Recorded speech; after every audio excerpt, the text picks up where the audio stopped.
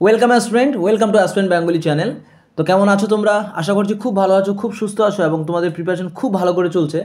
তো যেমনটা তোমরা জানো, আমরা খুব সুন্দর একটা টার্গেট নিয়েছি, যেখানে সামনে আমাদের রয়েছে ফুডিসের এক্সাম, খুবই ইম্পর্টেন্ট। তারপরে রয়েছে আমাদের মোস্ট ইম্পর্টেন্ট মিসলেনিয়াস এবং তারপরে রয়েছে আমাদের ক্লার্কশিপ। তোমরা জানো ফুডিসের অনেক দিন ধরে অপেক্ষা করার পর আমাদের ডেট দেওয়া হয়েছে 16 থেকে 17 মার্চ, এই দুদিন তোমাদের পরীক্ষা হবে। সো আমাদের হাতে বেশি টাইম নেই যদিও, তো আমাদের প্রত্যেকটা দিন খুব ভালোভাবে কাজে লাগাতে হবে।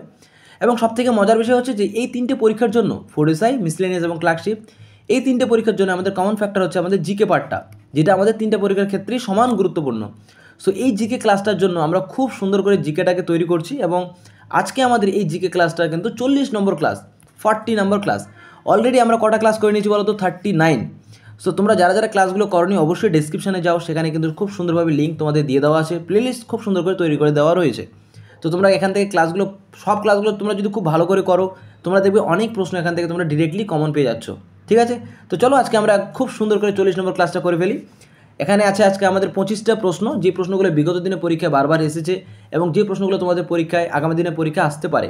ঠিক আছে, তো চলো একদম মজার ছলে আমরা সব প্রশ্নগুলো সুন্দর করে নেব। তো প্রথম প্রশ্নটা কী বলছে খুব ভালো করে আমরা দেখব।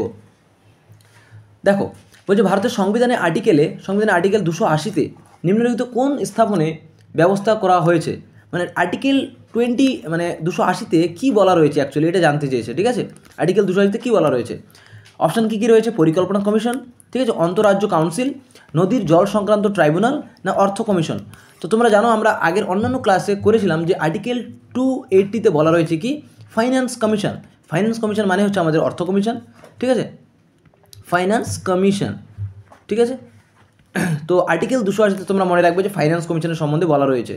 এডিশনাল ইনফরমেশন হিসেবে মনে রাখবে যে খুবই আসে যেগুলো, সেটা হচ্ছে আর্টিকেল 110। ঠিক আছে, খুব ইম্পর্টেন্ট, এটা পড়াতে পড়াতে আমার মনে আসলো জাস্ট। তো আর্টিকেল 110-এ কী বলা আছে বলো তো? মানি বিল। ঠিক আছে, এটা তোমরা মনে রাখবে, মানি বিল হচ্ছে আর্টিকেল 110। এবং মানি বিল কে স্বাক্ষর করে বলো তো? মানি বিল স্বাক্ষর করা হচ্ছে লোকসভার স্পিকার। ঠিক আছে, মনে রাখবে। এই ছোটো ছোটো ইনফরমেশানগুলো তোমরা যদি মনে রাখো, এই ম্যাট্রিক্স করে তোমরা যদি পড়ো, তাহলে দেখবে পরীক্ষায় তোমরা দেখো এই আর্টিকেল 280-তে যে প্রশ্নটা এসছে এটাই প্রশ্ন আসবে এরকম কোনো ব্যাপার নেই। আর্টিকেল 280 থেকে আরও অন্যান্যভাবে প্রশ্ন আসতে পারে, যাতে তোমরা প্রত্যেকটা সাইড থেকে তোমরা যাতে কভার করতে পারো, সেই জন্য একটু অ্যাডিশনাল ইনফরমেশানগুলো তোমাদের একটু ভালো করে লক্ষ্য রাখতে হবে। ঠিক আছে, 2 নম্বর প্রশ্ন কী বলছে দেখো। বলছে পঞ্চায়েতগুলি, এটা একটা ড্যাশ পূরণ করতে বলেছে। ঠিক আছে, অপশানগুলো দেখো কী কী রয়েছে। কেবল পর ধার্য করতে পারে। ঠিক আছে, কোনো কর, এটা অ্যাকচুয়ালি পর না কর হবে, বলছে কোনো কর ধার্য করতে পারে না। ঠিক আছে, সি নাম্বার অপশান বলেছে কেবল সরকারি অনুদান পায়। ডি নাম্বার অপশান কী বলছে দেখো, কর, শুল্ক তোলা এবং ফি ধার্য ও আদায় করতে পারে। তো পঞ্চায়েতগুলি এই যে ডি নাম্বার অপশানটা রয়েছে, কর, শুল্ক তোলা, ঠিক আছে, ফি ধার্য এবং আদায় করতে পারে। ঠিক আছে, option number D is the correct, মনে রাখতে হবে। 3 নম্বর প্রশ্ন কী বলছে দেখো। আজকের প্রশ্নগুলো খুবই ইম্পর্টেন্ট প্রশ্ন আছে, 25টা প্রশ্ন করবো, 25টা প্রশ্ন একদম খুবই ইম্পর্টেন্ট টাইপের প্রশ্ন, খুব ভালো করে মন দিয়ে দেখো তাহলে বুঝতে পারবে। বলছে ভারতীয় সংবিধানের ক্ষমতা বিন্যাসে শিক্ষা অন্তর্ভুক্ত করা হয় কোথায়? কেন্দ্র তালিকা করা হয়, রাজ্য তালিকা করা হয়, যৌথ তালিকা, না এগুলির মধ্যে কোনোটি নয়? তাহলে তোমরা দেখো এটা কী হবে। শুধুমাত্র কেন্দ্র তালিকাতে অবশ্যই করা হবে না, রাজ্য তালিকাও করা হয়নি। সো এটার অ্যান্সার হয়ে যাবে যৌথ তালিকায়, কেন্দ্র এবং রাজ্য দুটোতে করা হয়েছে। কোনটা? শিক্ষাটাকে। ঠিক আছে, নেক্সট প্রশ্ন বলছে 4 নম্বর প্রশ্ন, বলবন্ত রায় মেহতা কমিটি নিযুক্ত হয়েছিল কোনটার সাথে? সমাজ উন্নয়ন কর্মসূচি সমীক্ষা করার জন্য। ঠিক আছে, অপশান নম্বর বি কী বলা আছে? জাতীয় নিরাপত্তা নীতি নির্ণয়ের জন্য। অপশান নম্বর সি শিশু কল্যাণ পরিকল্পনা করার জন্য, না অপশান নাম্বার ডি শ্রমিক কল্যাণ প্রকল্প প্রস্তুত করার জন্য? সো বলবন্ত রায় মেহতা কমিটি নিযুক্ত হয়েছিল, মনে রাখবে তোমরা, অপশান নাম্বার এ। ঠিক আছে, সমাজ উন্নয়ন কর্মসূচির সমীক্ষা করার জন্য। ঠিক আছে, নেক্সট প্রশ্ন দেখো, সার্বভৌম। ঠিক আছে, শব্দটি কোনটি সঠিক, অর্থটি সঠিক কোনটা? ঠিক আছে, সার্বভৌম মানে কী বলতো? সভরেন। সভরেন মানে কী বলা আছে আমাদের? সভরেন মানে বলা আছে যে বৈদেশিক নিয়ন্ত্রণ মুক্ত, ফ্রি ফ্রম অল কন্ডাক্টিভিটিস। ঠিক আছে, মানে আমাদের দেশ শুধুমাত্র নিজেদের মধ্যেই নিজের ইচ্ছা মতো সব কাজ করতে পারবে। ঠিক আছে, কোনো বৈদেশিক নিয়ন্ত্রণ থেকে মানে কেউ আমাদের ঠেকাতে পারবে না, বা কেউ বলতে পারবে না যে না তোমাদের এটা করা উচিত বা এটা করা উচিত না, ফ্রি ফর অল। ঠিক আছে, নেক্সট বলছে ভারতের বৃহত্তম স্টক মার্কেট কোনটি? সো আমাদের ভারতের বৃহত্তম স্টক মার্কেট কী কী বলা আছে? অপশান এনএসই, বিএসই, ঠিক আছে, ডোলেক্সা আর না সিএসই। তো এটা সঠিক অ্যান্সার হয়ে যাবে আমাদের অপশান নাম্বার এ, এনএসই। ঠিক আছে, নেক্সট বলছে সেবি, এসিবিআই হলো একটি ড্যাশ সংস্থা। অপশান কী কী আছে দেখো, বিধিবদ্ধ সংস্থা, উপদেশমূলক, সাংবিধানিক না অবিধিবদ্ধ। ঠিক আছে, এটার অ্যান্সার হয়ে যাবে অপশন নাম্বার এ, বিধিবদ্ধ। এখানে একটা জিনিস তোমরা মনে রাখবে এডিশনাল ইনফরমেশন হিসাবে, সেটা কোনটা বলো তো? এই যে সেবি, সেবি কত সালে শুরু হয়, ঠিক আছে, বা কত সালে এস্টাবলিশড হয়, এটা বারবার পরীক্ষা আসে। 1992, 1992 সালে এস্টাবলিশ হয়। ঠিক আছে, এবং সেবি যখন বললাম তখন তোমাদের আরও একটা বলে দেই, সেটা হচ্ছে এসবিআই। ঠিক আছে, এসবিআই কত সালে বলো তো? এসবিআই হচ্ছে 1955। ঠিক আছে, মনে রাখবে। দেখো এই ছোটো ছোটো এগুলো কিন্তু বোঝার কিছু নেই, জাস্ট তোমাদের মনে রাখতে হবে, একটু ভালো করে বারবার দেখবে তাহলেই মনে থাকবে। সেবি যখন বললাম, এসবিআই বললাম, তাহলে আরবিআইটা কেন ছাড়ি? আরবিআইটাতে কী বলা আছে বলো তো? আরবিআই কত সালে? আরবিআই হচ্ছে 1935। 1935-এ মনে রাখবে এটা এস্টাবলিশড হয়েছিল, বাট ন্যাশনালাইজ হয়েছিল কত সালে বলো তো?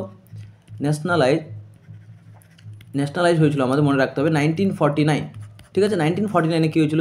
আরবিআইটা ন্যাশনালাইজ হয়েছিল, জাতীয়করণ হয়েছিল। ঠিক আছে, এবং এস্টাবলিশ হয়েছিল 1935। এই যে ছোটো ছোটো ইনফরমেশনগুলো, এডিশনাল ইনফরমেশনগুলো, এইগুলোকে তোমাদের মনে রাখতে হবে। যতটুকু পড়ানো হচ্ছে, তোমরা যদি ভাবো যে না এই প্রশ্নটাই মুখস্থ করে নেবো, তাহলে কিন্তু হবে না। ঠিক আছে, প্রিভিয়াস ইয়ার সলভ করা মানে হচ্ছে একটা প্রশ্নকে ধরে অপশান সহ সব কটা জিনিসকে তোমাদের কানেক্ট করতে হবে, তাহলে তোমাদের দেখবে মনে থাকবে। নেক্সট 8 নম্বর প্রশ্ন কী বলছে? রামমাম জলবিদ্যুৎ প্রকল্প কোথায় অবস্থিত? খুবই ইম্পর্টেন্ট প্রশ্ন, বারবার পরীক্ষা আসে। রামমাম কোথায় আছে বলো তো? অপশান কী কী আছে? পুরুলিয়া, দার্জিলিং, বাঁকুড়া না জলপাইগুড়ি? তো রামমাম জলবিদ্যুৎ কেন্দ্র আছে আমাদের দার্জিলিংয়ে, মনে রাখতে হবে। নেক্সট প্রশ্ন দেখো, দেখো এখানে দেওয়া আছে স্টেট ব্যাঙ্ক অফ ইন্ডিয়া কবে গঠিত হয়? একটু আগে আমরা পড়লাম, আমি অ্যাডিশনাল ইনফরমেশন তখন তোমাদের বলে দিলাম কত সালে, তাহলে তখন আমরা পড়েছিলাম 1955। এখানে দেওয়া আছে 1 জুলাই, এটাও মনে রাখতে হবে, ডেটটাও মনে রাখতে হবে, তাহলে 1 জুলাই 1955। নেক্সট প্রশ্ন বলছে ভারতের আরবিআই এবং এসবিআই এর চেক নিচের কোন সংস্থা ছাপে? ঠিক আছে, কোন সংস্থা তৈরি করে? কী কী আছে দেখো, security press Nashik, security press Mumbai, security press Noida না Reserve Bank of India New Delhi? এটার অ্যান্সার কী হবে? এটার অ্যান্সার হয়ে যাবে তোমাদের security press Mumbai. Option number B is the correct. ঠিক আছে, নেক্সট প্রশ্ন, আমি একটু ভুল বললাম, এটা নাসিক হবে অ্যাকচুয়ালি। ঠিক আছে, Nashik, option number A is the correct, beta হবে না, নাসিক হবে, অপশন নাম্বার এ। ঠিক আছে, নেক্সট প্রশ্ন, কোন সুলতান বলছে রেশনিং ব্যবস্থা প্রবর্তন করেন? ঠিক আছে, রেশনের ব্যবস্থা প্রবর্তন করেছিলেন কে? অপশান কী কী রয়েছে? গিয়াসুদ্দিন বলবন হবে, আলাউদ্দিন খিলজি, মোহাম্মদ বিন তুগলক না ফিরোজ তুগলক? এটা সঠিক অ্যান্সার কী হবে বলো তো? এটা সঠিক অ্যান্সার হয়ে যাবে আমাদের আলাউদ্দিন খিলজি। এই আলাউদ্দিন খিলজি প্রথম কিন্তু এই রেশনিংয়ের ব্যবস্থাটা শুরু করেছিলেন। ঠিক আছে, অপশন নাম্বার বি। দেখো নেক্সট প্রশ্ন কী বলছে? 12 নম্বর প্রশ্ন, কোন বছর দ্বিতীয় পানিপথের যুদ্ধ ঘটেছিল? ঠিক আছে, পানিপথের যুদ্ধ খুবই ইম্পর্টেন্ট, তোমরা জানো 3টা যুদ্ধ হয়েছিল, 3টা যুদ্ধ খুব ভালো করে পড়ে রাখবে। দেখো 1605 খ্রিস্টাব্দে, 1707 খ্রিস্টাব্দে, 1757 খ্রিস্টাব্দে না 1556 খ্রিস্টাব্দে? সো পানিপথের প্রথম যুদ্ধ কত সালে হয়েছিল বলো তো? প্রথম যুদ্ধটা 1526। ঠিক আছে, সেকেন্ডটা কত? সেকেন্ডটা হচ্ছে 1556, এবং থার্ডটা হচ্ছে আমাদের 1761। ঠিক আছে, তো মনে রাখবে 1556 হচ্ছে আমাদের পানিপথের দ্বিতীয় যুদ্ধ। কার কার মধ্যে হয়েছিল বলো তো? এটাও বলে দিই তোমাদের, এটা ছিল আকবরের সঙ্গে, আকবরের সাথে কার হয়েছিল? হিমু, হ্যাঁ হিমু। আর প্রথমটা কার সাথে হয়েছিল বলো তো? বাবরের সাথে ইব্রাহিম লোদি।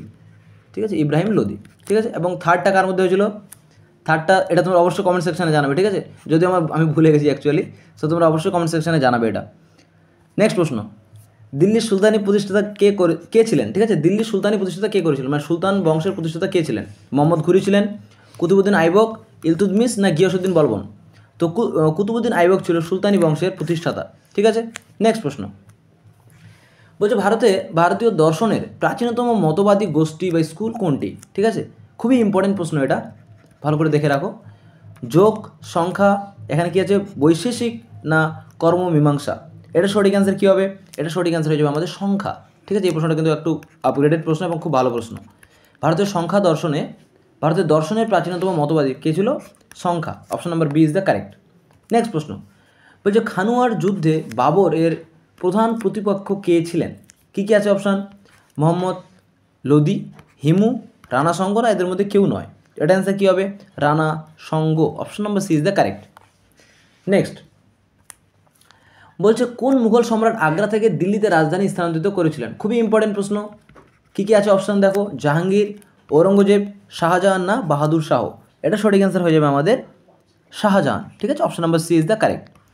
শাহজাহান কী করেছিল, দিল্লি থেকে, আগ্রা থেকে দিল্লিতে তার রাজধানীটাকে স্থানান্তরিত করেছিল। 17 নম্বর প্রশ্ন বলছে, কোনো যে 1540 খ্রিস্টাব্দে শেরশাহর কাছে পরাজিত হয়েছিলেন কে? ঠিক আছে, আকবর, বাবর, আকবর, হুমায়ুন না জাহাঙ্গীর? এটা সঠিক অ্যান্সার কী হবে? হুমায়ুন। ঠিক আছে, 1540 সালে কী হয়েছিল? Humayun. Option number C is the correct.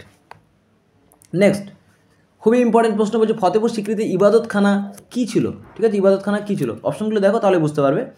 বসবাসের জন্য এটা ছিল। তারপর কী কী আছে?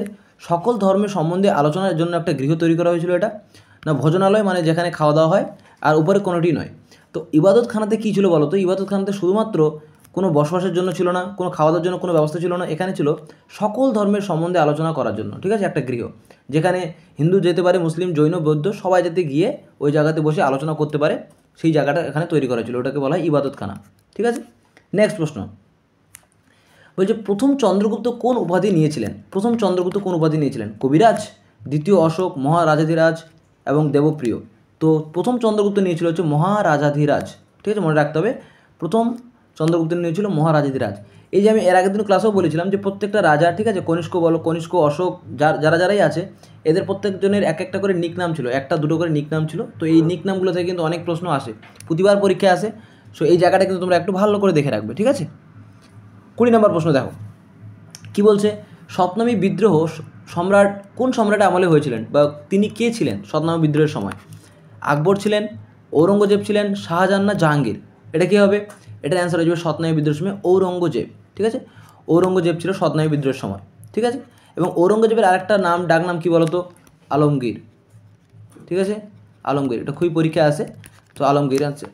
নেক্সট প্রশ্ন, মুঘল ভারতের কাকে জিন্দাবির বলে অভিহিত করা হতো? জিন্দাবির কাকে বলা হতো? কী কী আছে? বাবরকে জিন্দাবির বলা হতো, আকবরকে বলা হতো, শাহজাহান না ঔরঙ্গজেব? খুবই গুরুত্বপূর্ণ প্রশ্ন, বারবার পরীক্ষা আসে। এটা অ্যান্সার কী হবে? এটা অ্যান্সার হয়ে যাবে, আমি জিন্দাবির কাকে বলা হয়? ঔরঙ্গজেবকে কী বলা হয়? জিন্দাবির বলে অভিহিত করা হয়। নেক্সট প্রশ্ন বলছে, কে দু আসপা সি আসপা ব্যবস্থা চালু করেছিলেন? খুবই গুরুত্বপূর্ণ একটা প্রশ্ন। দেখো এটা অ্যান্সার কী হবে? অপশনগুলোকে আমরা একটু দেখে নিই। শাহজাহান, আকবর, জাহাঙ্গীর না ঔরঙ্গজেব? ঠিক আছে, দু আসপা সি আসপা কে করেছিল? জাহাঙ্গীর করেছিল। ঠিক আছে, মনে রাখতে হবে, জাহাঙ্গীর করেছিল কি? দু আসপা সি আসপা। ঠিক আছে, দেখো অ্যাকচুয়ালি মনে রাখাটাই হচ্ছে বিষয়। ঠিক আছে, তোমরা বারবার রিভিশন করো, রিভিশন ছাড়া পরীক্ষায় দিতে গেলে দেখবে যে দুটো অপশান দেখছো যে হ্যাঁ না এটা দুটো হবে না, বাট দুটো অপশানের মধ্যে কিন্তু কনফিউশন হয়ে যাবে। ঠিক আছে, সো বারবার রিভিশন করলে এই জায়গাটা তোমরা ক্লিয়ার করতে পারবে যে না অ্যাকুরেট অ্যান্সার হচ্ছে এটা। সো এই জায়গাটা কিন্তু বারবার একটু রিভিশন করতে হবে, বারবার করতে হবে, একই পড়া বারবার পড়তে হবে, আর এটাই নিয়ম। 23 নম্বর প্রশ্ন কী বলছে, নিম্নে ব্যক্তিদের মধ্যে যিনি জাহাঙ্গীরের রাজসভায় এসেছিলেন তিনি কে? ঠিক আছে, তো মনে রাখবে এটা হচ্ছে Thomas Roe. Sir Thomas Roe ছিল জাহাঙ্গীরের রাজসভায় এসেছিল। ঠিক আছে, নেক্সট প্রশ্ন বলছে, সুল-ই-কুল নীতি প্রবর্তন করেন কে? সুল-ই-কুল খুবই ইম্পর্টেন্ট একটা প্রশ্ন। ঠিক আছে, WBCS প্রিলিমসে বারবার এসেছে, অনেকবারই এসেছে। সো কে করেছিল? আকবর করেছিল, ঔরঙ্গজেব, এটা জাহাঙ্গীর হতো। ঠিক আছে, এখানে মোহাম্মদ শাহ। ঠিক আছে, তো সুল-ই-কুল কে প্রবর্তন করেছিলেন বলো তো? সুল-ই-কুল হচ্ছে আমাদের আকবর। ঠিক আছে, option number A is the correct. সুল-ই-কুল করেছিল হচ্ছে আকবর। নেক্সট প্রশ্ন, এবং আজকে আমাদের লাস্ট প্রশ্ন কী বলছে, হিন্দু নারীদের সতীদাহ বা সতী প্রথা কোন মুঘল সম্রাটের রাজত্বকালে নিষিদ্ধ হয়? খুবই গুরুত্বপূর্ণ একটা প্রশ্ন, বলছে নিষিদ্ধ হয় বলেছে। ঠিক আছে, কী কী আছে অপশান? জাহাঙ্গীরের আমলে হয়েছিল, শাহজাহান, আকবর না ঔরঙ্গজেব? এটার অ্যান্সার কী হবে? এটার অ্যান্সার হয়ে যাবে আকবর। আকবরের আমলে কী হয়েছিল? এই যে হিন্দু নারীদের ক্ষেত্রে বিশেষ করে সতী প্রথাটাকে নিষিদ্ধ করা হয়েছিল। ঠিক আছে, কার আমলে? আকবরের আমলে। ঠিক আছে, তো এই ছিল আজকে আমাদের 25টা খুব ইম্পর্টেন্ট প্রশ্ন। কেমন লাগলো তোমাদের অবশ্যই কমেন্ট সেকশানে জানাবে তোমরা, এবং খুব ভালো করে রিভিশন করতে থাকো। ঠিক আছে, এবং অবশ্যই বই পড়ো, কারণ পিএসসি কখন কী প্রশ্ন করে দিতে পারে তার কোনো ঠিক নেই। তো সব কিছু ইউটিউবের উপর ভরসা করে থাকলে হবে না, একটু নিজেরাও পড়তে হবে। ঠিক আছে, এবং যে প্রশ্নগুলো পড়ানো হচ্ছে সেই প্রশ্নগুলো রিলেটেড আর কী প্রশ্ন হতে পারে সেই প্রশ্নগুলোর দিকেও একটু ধ্যান রাখবে অবশ্যই। ঠিক আছে, তো চলো দেখা হচ্ছে আমাদের নেক্সট ভিডিওতে। খুব ভালো করে ক্লাসগুলো করতে থাকো, দেখবে এখান থেকে অনেক প্রশ্ন তোমরা কমন অটোমেটিকলি পেয়ে যাবে, বাট পড়তে থাকো। ঠিক আছে, ধন্যবাদ তোমাদের সকলকে, দেখা হচ্ছে নেক্সট ভিডিওতে। Thank you so much.